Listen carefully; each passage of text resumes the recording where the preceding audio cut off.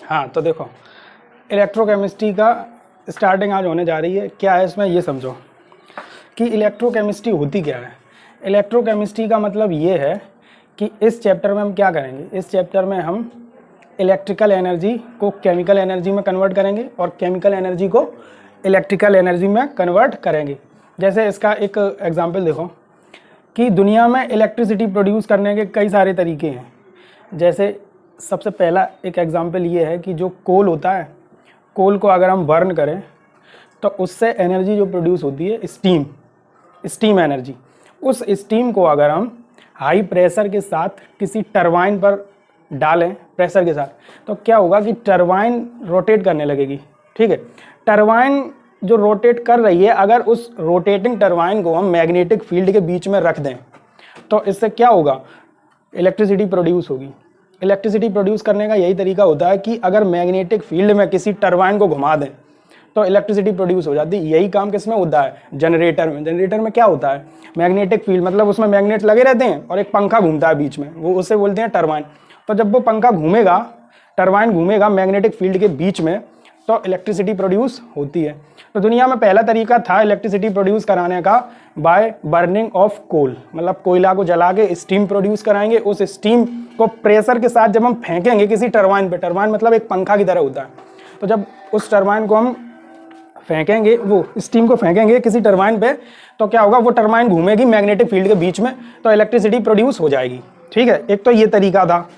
फिर दूसरा तरीका क्या था इलेक्ट्रिसिटी प्रोड्यूस कराने का, दूसरा तरीका ये था कि जो डैम्स होते हैं पानी वाले, उनमें क्या करते थे, उन डैम्स में हम वाटर को बहुत ह्यूज अमाउंट में वाटर को हम स्टोर कर लेते थे। ठीक है, फिर क्या हुआ, जब वो वाटर बहुत ह्यूज अमाउंट में स्टोर हो गया, फिर उस वाटर को हम प्रेशर के साथ टरबाइन पर डालते थे, तो टरबाइन इससे भी घूमेगी और वो टरबाइन घूम रही है मैग्नेटिक फील्ड के बीच में, तो इससे क्या हुआ कि इलेक्ट्रिसिटी इससे भी प्रोड्यूस हो गई। तो ये दो तरीके अभी तक तुम्हारे पास थे दुनिया में, कि एक तो कोल को बर्न करके इलेक्ट्रिसिटी प्रोड्यूस हो रही थी और दूसरा वाटर के थ्रू हम टरबाइन घुमा रहे थे और इलेक्ट्रिसिटी प्रोड्यूस करा रहे थे। ये जो वाटर वाला मेथड था इलेक्ट्रिसिटी प्रोड्यूस कराने का, इसे ही बोलते हैं हाइड्रोलिक मेथड। हाइड्रो इलेक्ट्रिसिटी का नाम सुना है? हाइड्रो इलेक्ट्रिसिटी का नाम जो आया है वो यहीं से आया कि हाइड्रो मतलब वाटर के थ्रू टरबाइन को मूव करा के इलेक्ट्रिसिटी प्रोड्यूस कराते हैं।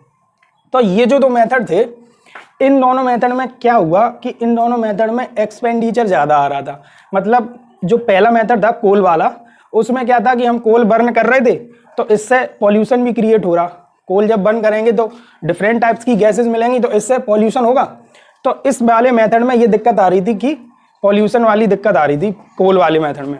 और जो वाटर वाला मेथड था, इसमें क्या दिक्कत आई, इसमें दिक्कत ये आई कि इसमें हमें पानी की जरूरत पड़ रही। ठीक है, पानी इसमें वेस्ट हो रहा था, क्योंकि पानी जब हम उस पर डाल रहे हैं और तभी वो घूम पा रही, तो इसमें एक तो हमें पानी की ज़रूरत है और दूसरा इन दोनों मेथड्स में मैकेनिकल वर्क ज़्यादा इन्वॉल्व है। मैकेनिकल वर्क का मतलब दोनों में टरबाइन घूम रही है तो जो मैकेनिकल वर्क ही तो है। अगर कभी ख़राब हो जाए टरबाइन तो फिर आदमी आएंगे, तो 100 प्रॉब्लम है। इन प्रॉब्लम्स को देखते हुए साइंटिस्टों ने एक नई परंपरा चलाई इलेक्ट्रिसिटी प्रोड्यूस कराने की। ठीक है, तो वो जो नई परंपरा है इलेक्ट्रिसिटी प्रोड्यूस कराने की, उसमें क्या होगा, उसमें ये होगा कि सिंपल केमिकल रिएक्शन होगी और उस केमिकल रिएक्शन से इलेक्ट्रिसिटी प्रोड्यूस होगी। तो इसमें क्या है कि इसमें कोई मैकेनिकल वर्क इन्वॉल्व नहीं है, इसमें कुछ घूमेगा नहीं। इसमें सिंपल ये होगा कि केमिकल रिएक्शन होगी और उस केमिकल रिएक्शन से इलेक्ट्रिसिटी प्रोड्यूस होगी। तो इलेक्ट्रोकेमिस्ट्री क्या है कि जो तीसरा तरीका है इलेक्ट्रिसिटी प्रोड्यूस कराने का, वो हमें इलेक्ट्रोकेमिस्ट्री से ही पता चला। इलेक्ट्रोकेमिस्ट्री क्या करती है कि इसमें केमिकल रिएक्शन के थ्रू हम इलेक्ट्रिसिटी प्रोड्यूस कराते हैं। तो इलेक्ट्रोकेमिस्ट्री की अगर हम डेफिनेशन की बात करें तो ये वो ब्रांच है केमिस्ट्री की जिसमें which deals with the inter conversion of electricity and chemical energy. मतलब इलेक्ट्रिकल एनर्जी और केमिकल एनर्जी में इंटर कन्वर्जन होता है। मतलब तुम केमिकल एनर्जी से इलेक्ट्रिसिटी प्रोड्यूस कराओगे और फिर बाद में इलेक्ट्रिसिटी से केमिकल एनर्जी भी प्रोड्यूस हो जाती है। तो ये सब इलेक्ट्रोकेमिस्ट्री से आए। तो इलेक्ट्रोकेमिस्ट्री जो है वो हम क्यों पढ़ रहे हैं, ये बात समझ में आई। वो केवल हम इसलिए पढ़ रहे हैं क्योंकि इस ब्रांच से हम इलेक्ट्रिसिटी प्रोड्यूस करना सीखे हैं। ठीक है, साइंटिस्ट इस ब्रांच से इलेक्ट्रिसिटी प्रोड्यूस करना सीखे थे, इसीलिए हम ये ब्रांच पढ़ने वाले हैं इलेक्ट्रोकेमिस्ट्री। तो अब देखना कैसे क्या हुआ। पहले इसकी डेफिनेशन हम लिख रहे हैं कि it deals with the inter conversion of electrical energy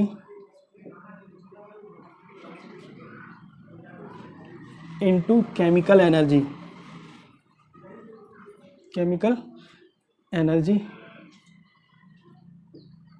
and vice versa का मतलब इसका ठीक उल्टा, कि इलेक्ट्रिकल एनर्जी को हम केमिकल एनर्जी में कन्वर्ट करेंगे और केमिकल एनर्जी से इलेक्ट्रिकल एनर्जी बनाएंगे। तो इलेक्ट्रोकेमिस्ट्री पढ़ने का जो हमारी आवश्यकता है वो केवल यही है कि इस ब्रांच से हमें ये पता चला था कि किस तरह से केमिकल एनर्जी के होने से इलेक्ट्रिकल एनर्जी प्रोड्यूस होती है। अब कैसे होगी, बस यही हम इस चैप्टर में पढ़ेंगे कि किस तरह से इलेक्ट्रोकेमिस्ट्री हमें इलेक्ट्रिसिटी प्रोड्यूस कराती है बाय हैविंग केमिकल रिएक्शन। तो इसमें सबसे पहला जो टर्म है वो है इलेक्ट्रोकेमिकल सेल। जैसे ये मोबाइल्स में जो बैटरी होती हैं या टॉर्च में जो ये सेल होती हैं, इनमें क्या होता है, सेल्स में केमिकल एनर्जी होती है, मतलब सेल में क्या होता है, केमिकल रिएक्शन होती है और उस केमिकल रिएक्शन से टॉर्च में इलेक्ट्रिसिटी प्रोड्यूस हो जाती है, इसीलिए तो वो टॉर्च जलने लगती है। तो मोबाइल्स की ये सेल हुई, ये इलेक्ट्रिसिटी कहाँ से आ रही है, केमिकल रिएक्शन हो रही है मोबाइल की जो बैटरी होती है उसके अंदर, और उस रिएक्शन से क्या मिल रहा है, इलेक्ट्रिकल एनर्जी। तो ये कहाँ की देन है, ये चीज़ ये इलेक्ट्रोकेमिस्ट्री की देन है। तो ये अब समझना है। अब इलेक्ट्रोकेमिकल सेल हम देख रहे हैं। इलेक्ट्रोकेमिकल सेल क्या होता है कि इलेक्ट्रोकेमिकल सेल दो टाइप की होती हैं। इलेक्ट्रोकेमिकल सेल दो टाइप की होती हैं, उनमें जो फर्स्ट कैटेगरी है वो है गैल्वेनिक सेल, और जो दूसरा है वो है इलेक्ट्रोलिटिक सेल। मतलब क्या है कि इलेक्ट्रोकेमिकल सेल जो हैं ये वो चीज़ है जिससे हम इलेक्ट्रिसिटी प्रोड्यूस कराएंगे, या हम ये भी कह सकते हैं ये वो चीज़ है जिससे हम केमिकल एनर्जी प्रोड्यूस कराएंगे। मतलब ये एक जनरल टर्म है, इसमें दोनों ही काम होंगे इस चीज़ से कि इलेक्ट्रिकल कन्वर्ट होगी केमिकल में और केमिकल कन्वर्ट होगी इलेक्ट्रिकल में। मतलब इलेक्ट्रोकेमिस्ट्री का ही ये मेन बेस है इलेक्ट्रोकेमिकल सेल, इसी से सब कुछ होगा। अब ये इलेक्ट्रोकेमिकल सेल दो पार्ट्स में डिवाइड हो गई, एक गैल्वेनिक सेल और दूसरी इलेक्ट्रोलिटिक सेल। गैल्वेनिक सेल क्या करती है, गैल्वेनिक सेल ये करती है कि जो हमारी टॉर्च जो होती है उसमें जो सेल होती हैं, मोबाइल्स में जो सेल होती हैं, ये जो सेल है ये गैल्वेनिक सेल होती है। ये क्या करती है, ये केमिकल रिएक्शन इसमें होती है, इसमें केमिकल रिएक्शन होती है और उस केमिकल रिएक्शन से हमें इलेक्ट्रिकल एनर्जी मिलती है और उसी इलेक्ट्रिकल एनर्जी को हम अपने काम में यूज़ करते हैं। तो गैल्वेनिक सेल का जो काम है वो केवल इतना है कि गैल्वेनिक सेल केमिकल रिएक्शन होती है इस गैल्वेनिक सेल में और उस केमिकल रिएक्शन से इलेक्ट्रिकल एनर्जी प्रोड्यूस होगी। कोई डाउट है? अब इलेक्ट्रोलिटिक सेल क्या होती है? इलेक्ट्रोलिटिक सेल ठीक गैल्वेनिक सेल की उल्टी होती है। इसमें क्या होता है, इसमें इलेक्ट्रिकल एनर्जी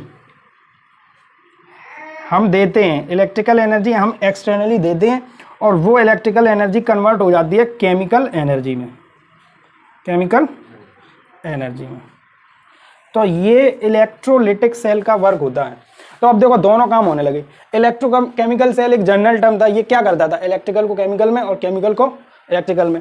अब ये कौन क्या करता है इसे हमने कैटेगराइज कर लिया। गैल्वेनिक सेल जो होती है वो केमिकल एनर्जी को इलेक्ट्रिकल एनर्जी में कन्वर्ट कराती है और जो इलेक्ट्रोलिटिक सेल है वो क्या करती है, वो इलेक्ट्रिकल एनर्जी को केमिकल एनर्जी में कन्वर्ट करती है। इसका एग्जाम्पल तो है टॉर्च और मोबाइल वाली बैटरी। इसका एग्जाम्पल क्या है, इसका एग्जाम्पल है इन्वर्टर वाली बैटरी। इन्वर्टर वाली बैटरी में क्या होता है, तुम इन्वर्टर को चार्ज करते हो, मतलब तुम इलेक्ट्रिकल एनर्जी उसे दे रहे हो इन्वर्टर वाली बैटरी को, और फिर वो चार्ज हो जाती है। मीन्स पहले फेज में क्या हुआ, तुमने एनर्जी उसे दी एक्सटर्नली इलेक्ट्रिकल एनर्जी, फिर उसमें केमिकल एनर्जी हुई, ठीक है। अब दूसरा फेज उसका क्या होता है, जब लाइट चली जाती है तो वो जो केमिकल एनर्जी से केमिकल एनर्जी जो स्टोर हो गई थी वो केमिकल एनर्जी अब इलेक्ट्रिकल एनर्जी में कन्वर्ट होती है। तो जब लाइट चली जाती है तब तो इन्वर्टर तुम्हारा बन जाता है गैल्वेनिक सेल।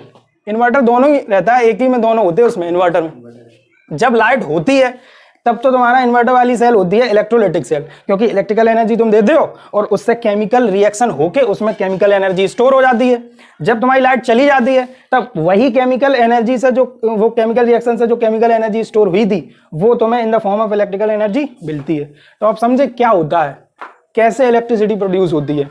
तो बस ये दो ही तरीके हैं, दो ही ऐसी सेल्स हैं दुनिया में जिनसे हम इलेक्ट्रिकल को केमिकल में और केमिकल को इलेक्ट्रिकल में कन्वर्ट कर सकते हैं, और कुछ नहीं है। अब हमें इन्हीं दोनों सेल को डिटेल में पढ़ना है और चैप्टर हो जाएगा फिनिश। ठीक है, तो पहले ये नोट कर लो।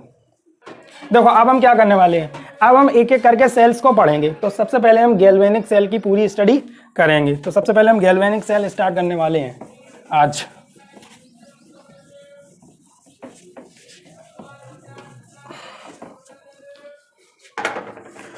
तो सबसे पहले स्टार्ट कर रहे हैं गैल्वेनिक सेल। गैल्वेनिक सेल, तो गैल्वेनिक सेल को सुन के इसके बारे में कुछ समझ में आ रहा कि मोबाइल और बैटरी वाली, मोबाइल की बैटरी वाली सेल होती है। बस ये चीज़ जो प्रैक्टिकल एग्जाम्पल हैं, अगर तुम अपने दिमाग में प्रैक्टिकल एग्जाम्पल हमेशा रखोगे तो तुम्हें कभी भी कोई टॉपिक रटने की जरूरत नहीं पड़ेगी। अब वैसा एक बच्चा ये टॉपिक रट भी सकता है कि chemical energy into electrical energy, chemical energy into electrical energy, ये सब ना रख के एक एग्जाम्पल याद रख लो कि मोबाइल और टॉर्च वाली बैटरी, उसमें क्या होता है, केमिकल एनर्जी से इलेक्ट्रिकल मिलती है। तो एग्जाम्पल के थ्रू टॉपिक को याद किया जाता है। तो अगर हम गैल्वेनिक सेल की बात करें तो गैल्वेनिक सेल के खुद में 3 पार्ट हैं। मतलब गैल्वेनिक सेल इन 3 पार्ट्स से मिलके पूरी बनेगी। ठीक है, तो पहला पार्ट जो है, एक एक करके बता रहे, पहला पार्ट है वो है रिडक्शन हाफ सेल। पहला पार्ट है रिडक्शन हाफ सेल। दूसरा पार्ट है ऑक्सीडेशन हाफ सेल। दूसरा पार्ट है ऑक्सीडेशन हाफ सेल। और जो तीसरा पार्ट है वो है साल्ट ब्रिज।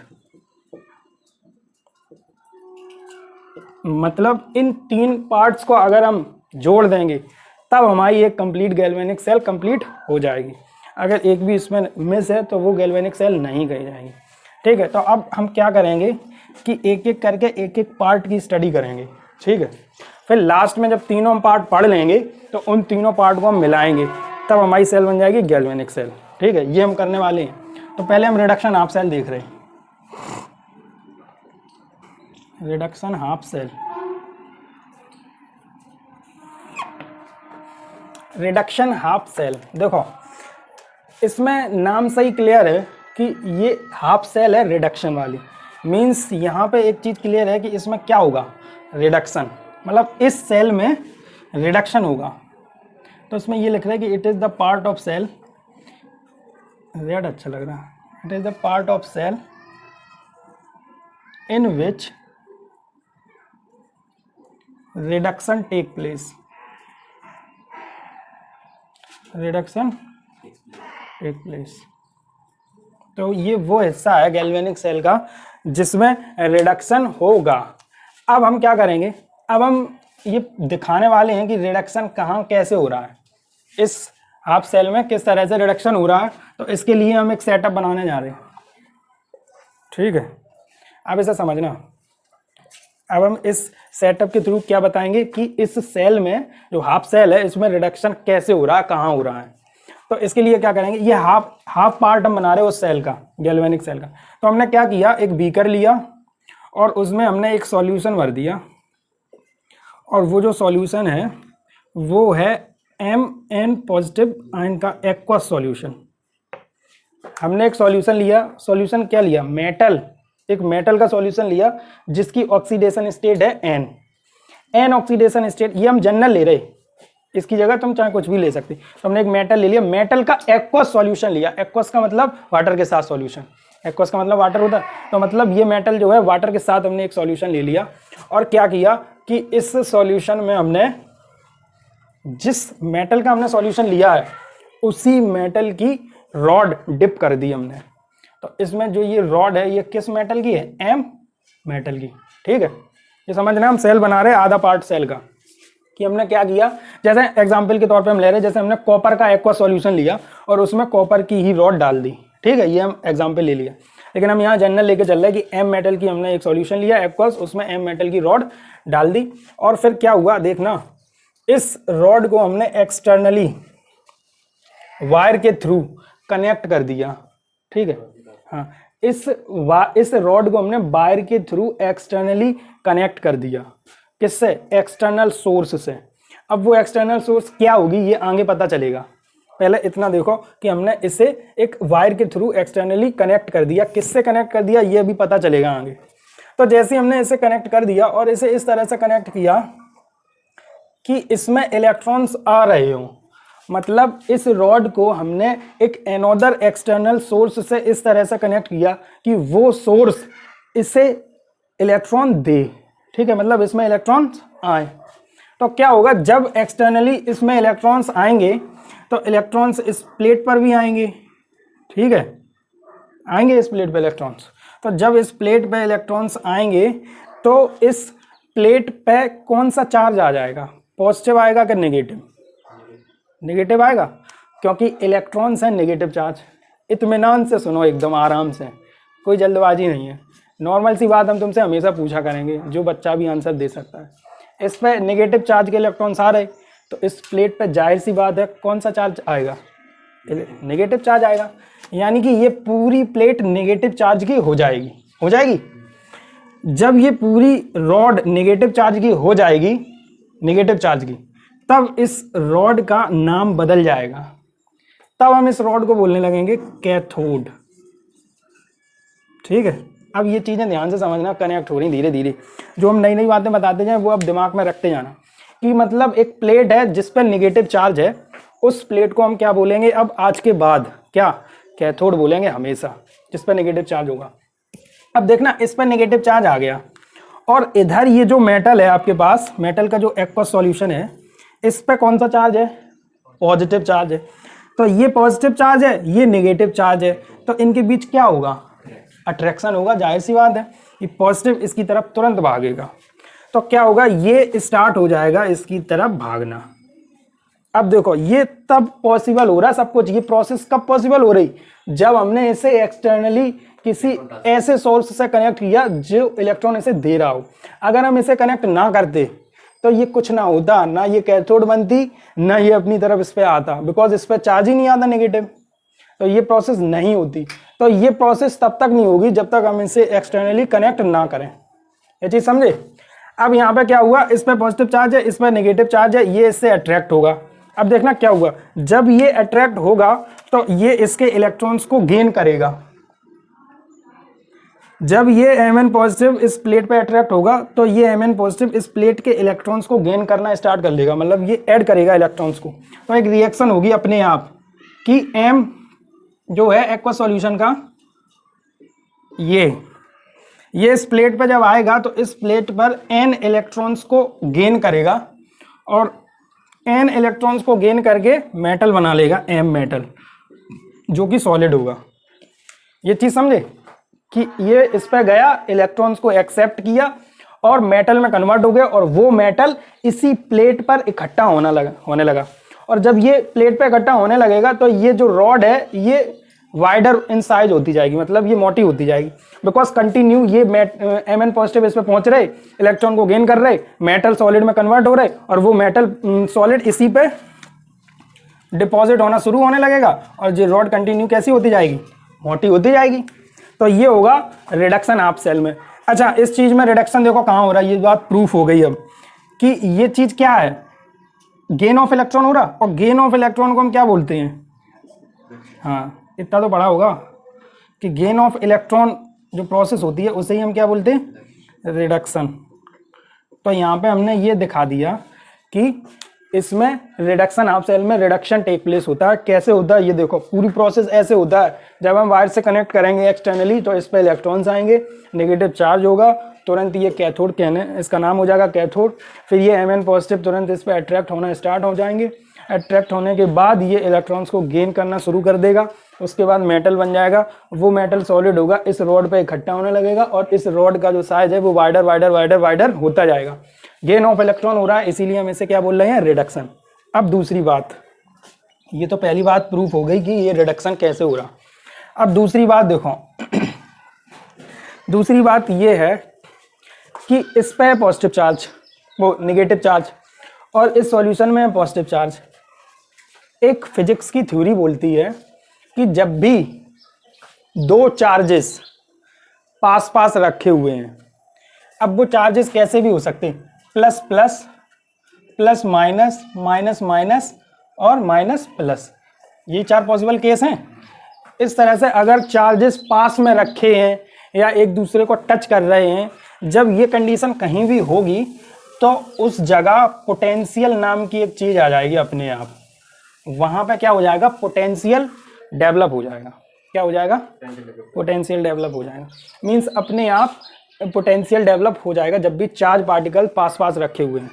तो ये वाली कंडीशन यहाँ दिख रही है, यहाँ देखो दिख रही, ये नेगेटिव चार्ज है और ये पॉजिटिव चार्ज है और जो पास पास रखे भी हैं, तो ये वाली थ्योरी यहाँ लग सकती है। यानी कि तो यहाँ पर भी क्या डेवलप होगा, पोटेंशियल डेवलप होगा।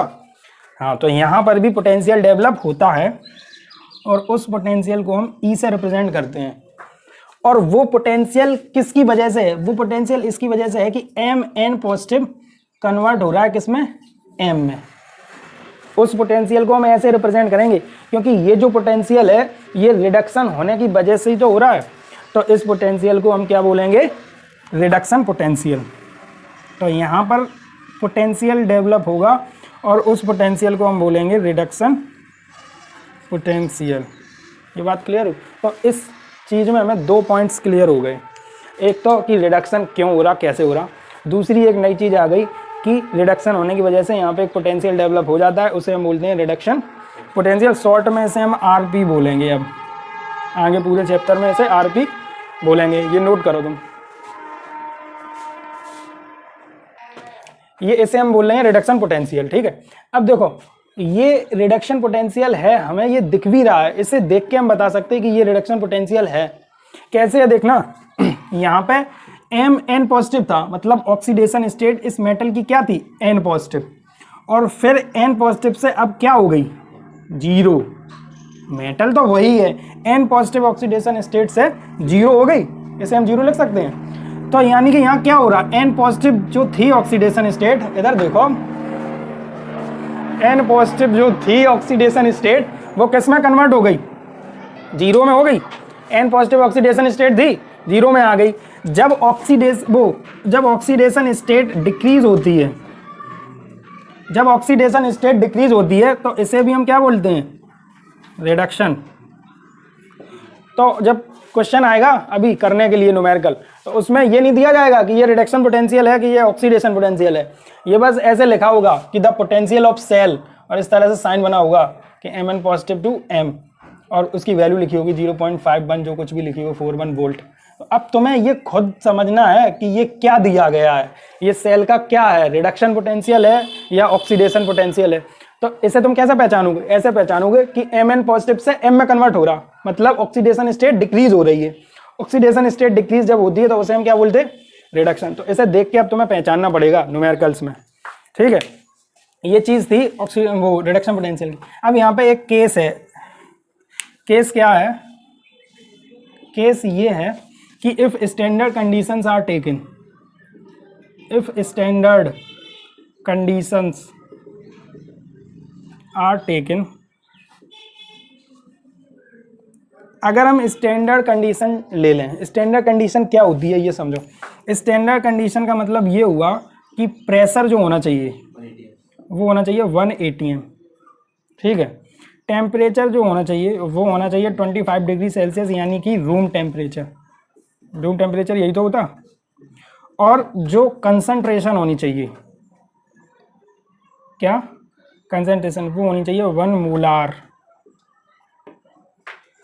ये स्टैंडर्ड कंडीशन हम इस सेल के लिए ले रहे हैं कि अगर हम ये जो सेल है हम इस तरह से बनाएं इस सेल को कि प्रेशर तो हो इस सेल का 1 atm, और टेम्परेचर जहां हम ये सेल बना रहे उस जगह का टेम्परेचर हो 25 डिग्री सेल्सियस, और कंसंट्रेशन जो हम ये ले रहे थे कंसंट्रेशन एक्वा सॉल्यूशन की, ये अगर कंसंट्रेशन 1 मोलार हो गई, 1 मोलार, तो फिर यहां से जो रिडक्शन पोटेंशियल डेवलप होगा, रिडक्शन पोटेंशियल यहाँ डेवलप होगा, उस रिडक्शन पोटेंशियल को हम पता आप क्या बोलेंगे, उस रिडक्शन पोटेंशियल में हम नोड लगा देंगे।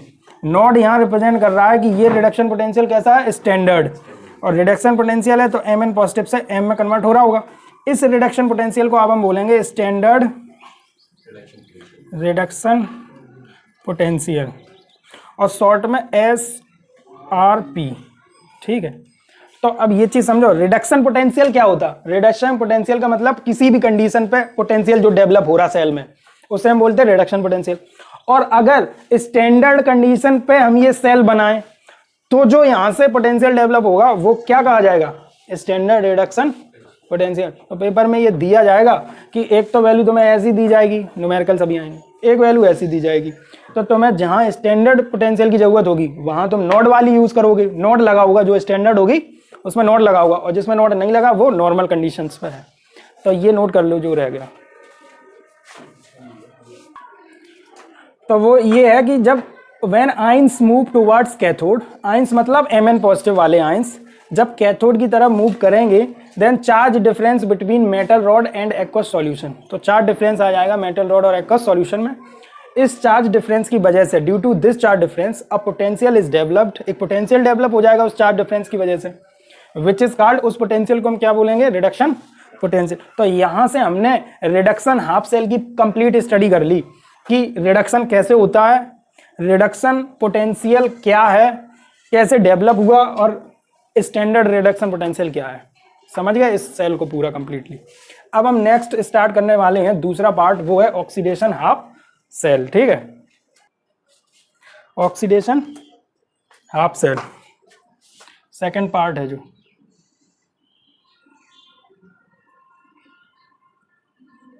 अब देखो इस पार्ट में इसके नाम से ही क्लियर है कि ऑक्सीडेशन हाफ सेल है, तो इसमें क्या हो रहा होगा?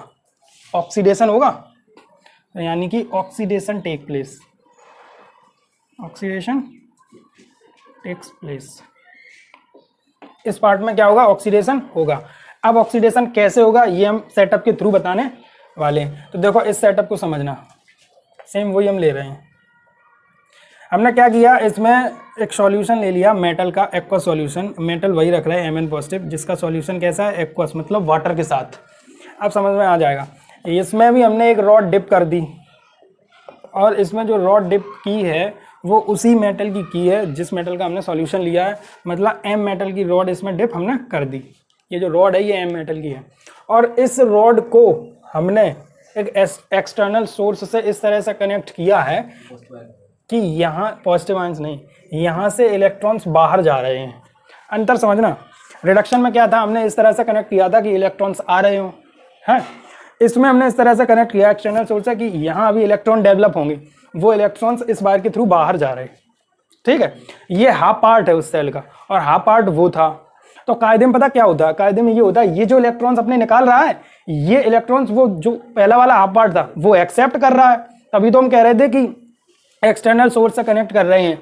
वो जो एक्सटर्नल सोर्स थी उस केस में वो ये था, इससे ही तो हमने उसे कनेक्ट किया था। तो इससे इलेक्ट्रॉन निकल रहे थे, और वो इलेक्ट्रॉन वो एक्सेप्ट कर रहा था और कैथोड बन रहा था उधर। ठीक है, ये चीज समझ में आ रहा है? तो जो एक्सटर्नल सोर्स हम पहली वाली रिडक्शन हाफ सेल को जिससे कनेक्ट कर रहे थे, एक्सटर्नल सोर्स है, वो एक्सटर्नल सोर्स ये है उसकी। समझ रहे? तो यहाँ पे ये है, इलेक्ट्रॉन्स इसके जा रहे हैं, Mn पॉजिटिव का सॉल्यूशन हमने ले लिया। अब देखो क्या होगा, इसमें रिडक्शन टेक प्लेस करता है। ये चीज हम प्रूव करने वाले हैं कैसे करता है। हाँ, ऑक्सीडेशन इसमें टेक होता है, कैसे होता है ये चीज अब हम प्रूव करने वाले हैं। देखो क्या होगा कि ये जो मेटल है M मेटल है, ये रॉड जो है वो M मेटल की है। इसमें क्या होगा, ये M मेटल की जो रॉड है वो अपने इलेक्ट्रॉन्स को लूज करेगी। मतलब ये जो M मेटल है ये अपने इलेक्ट्रॉन्स को लूज करेगा। ठीक है, ये अपने इलेक्ट्रॉन्स को निकाल देगा, और वो इलेक्ट्रॉन यही हैं जो इस वायर के थ्रू जा रहे हैं। तो जब ये अपने इस इलेक्ट्रॉन को लूज करेगा तो ये M कन्वर्ट हो जाएगा Mn पॉजिटिव में, हो जाएगा। ये चीज समझना, M मेटल था, इसने अपना इलेक्ट्रॉन जो था एक उसे लूज कर दिया, और वो इलेक्ट्रॉन ये जा रहा। अब ये बचा Mn पॉजिटिव। ये Mn पॉजिटिव जो है ये तुरंत इस एक्वस सॉल्यूशन में आता जाएगा, क्योंकि ये सॉल्यूशन है aqueous solution of Mn positive ion.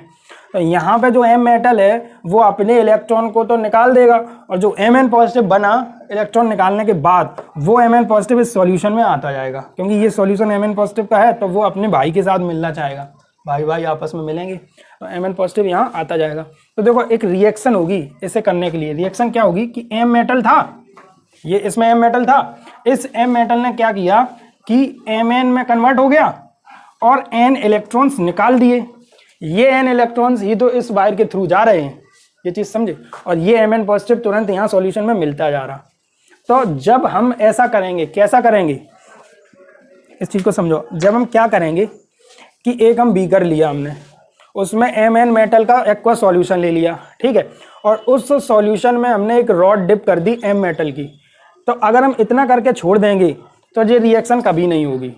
कि मतलब अगर हम चाह रहे हैं कि एक कॉपर का सॉल्यूशन लें और उसमें कॉपर की रॉड डाल दें तो उसमें ये रिएक्शन होने लगेगी, ऐसा कभी नहीं होगा।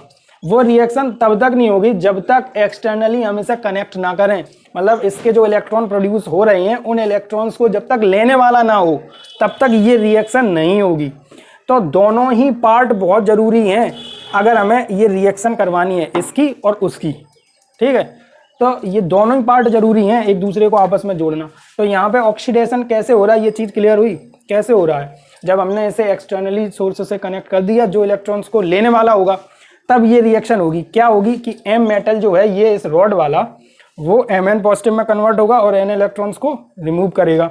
वो N इलेक्ट्रॉन्स इस वायर के थ्रू चले जाएंगे रिडक्शन हाफ सेल पर, और ये Mn पॉजिटिव अपने भाई के साथ मिलना चाहेगा तो सॉल्यूशन में आता जाएगा।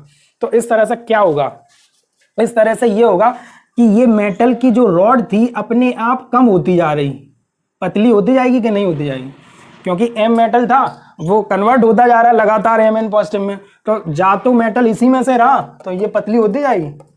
तो ऑक्सीडेशन हाफ सेल में क्या होता है कि ये पतली होती जाती। अब इसका प्रैक्टिकल एग्जांपल देखो, जब कोई लोहे में जंग लग जाए तो वो लोहा अपने आप खत्म होने लगता है।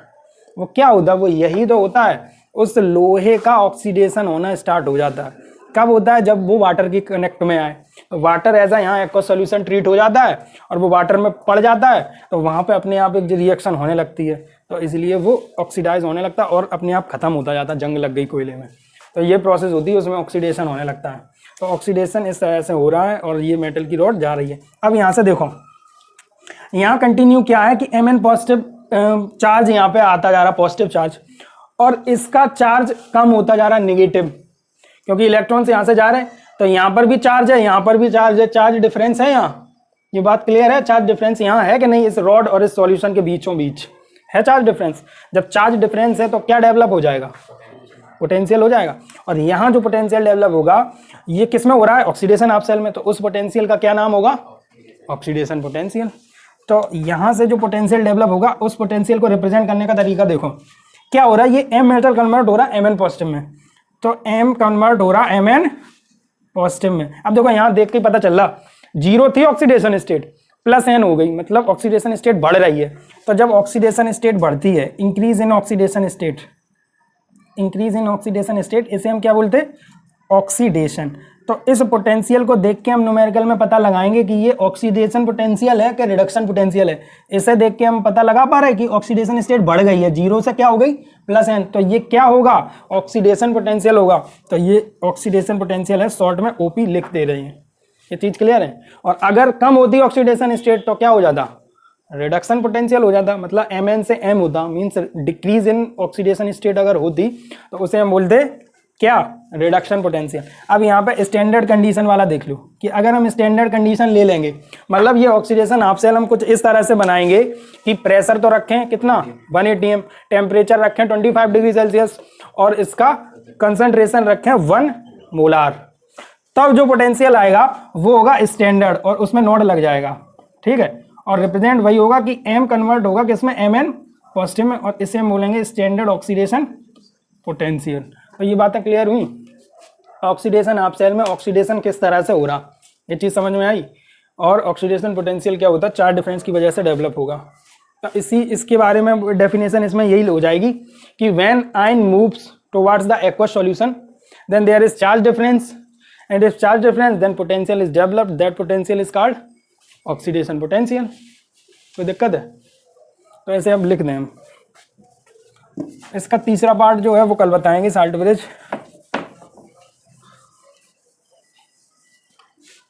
कि इसकी ऑक्सीडेशन पोटेंशियल के बारे में लिख दें कि when when ion moves towards solution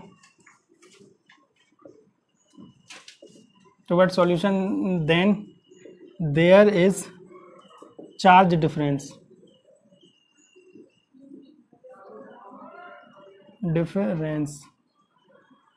and due to that charge difference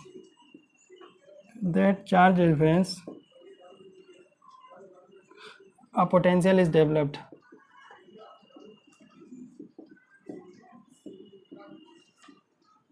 That potential is called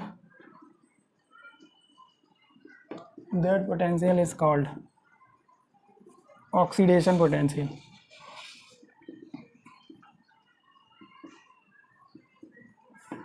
तो उसे हम क्या बोलेंगे, ऑक्सीडेशन पोटेंशियल। तो अभी हमने केवल दो पार्ट्स समझे हैं अपनी सेल के, एक तो रिडक्शन हाफ सेल क्या होती है और एक ऑक्सीडेशन हाफ सेल क्या होती है। अब कल हम तीसरा पार्ट बढ़ेंगे साल्ट ब्रिज, फिर तीनों को आपस में जोड़ के पूरी कंप्लीट गैल्वेनिक सेल बना देंगे। ठीक है, कोई डाउट?